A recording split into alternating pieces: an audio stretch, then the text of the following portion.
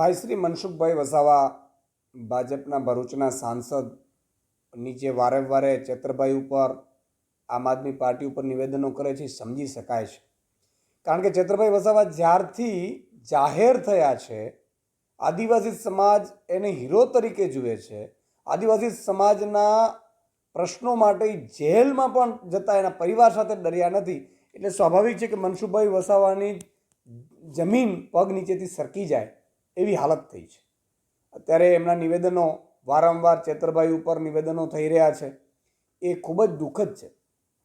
તમે જો હું એમ કહું છું આટલા વર્ષોથી તમે સાંસદ સભ્ય રહ્યા છો, ચલો તમે એક કામ કરો, પેસા કાનૂન એક લાગુ કરાવી દો.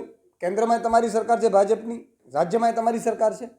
અચ્છા, અનુસૂચિ 5 લાગુ કરી દો આદિવાસી સમાજ માટે, અથવા આદિવાસી સમાજની શિષ્યવૃત્તિ છોકરાઓ નથી મળી અપાવી દો. હાલો ચાલો તમે આદિવાસી સમાજના ત્યાં રસ્તાઓ નથી. આજે 29 વર્ષ ત્યાં ગુજરાતમાં ભાજપની સરકાર છે, કેન્દ્રમાં 10 વર્ષની સરકાર છે, દવાખાના સારા નથી, આદિવાસી સમાજને ત્યાં ગામડાઓમાં સારી સ્કૂલો નથી, સારા ટીચર્સ નથી, ત્યાં પૂરતી સંખ્યા નથી. તો તમે આદિવાસી સમાજ માટે કરી તો કંઈ શક્યા નથી. અને જે ચેતરભાઈ વસાવા કરે છે એને તમે ખોટા નિવેદનો કરીને રોકવાની કોશિશ કરો છો. આ ખૂબ જ દુઃખદ છે.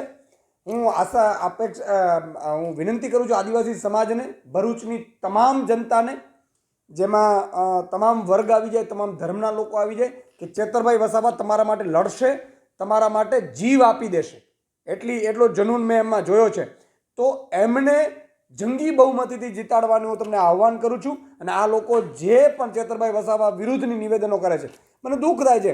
ઘણા લોકો ભાજપ વિરુદ્ધ નિવેદનો કે ભાજપ વિરુદ્ધ લડવાને બદલે ચેતરભાઈ વિરુદ્ધ અત્યારે આખી ગેંગ ઊભી થઈ છે.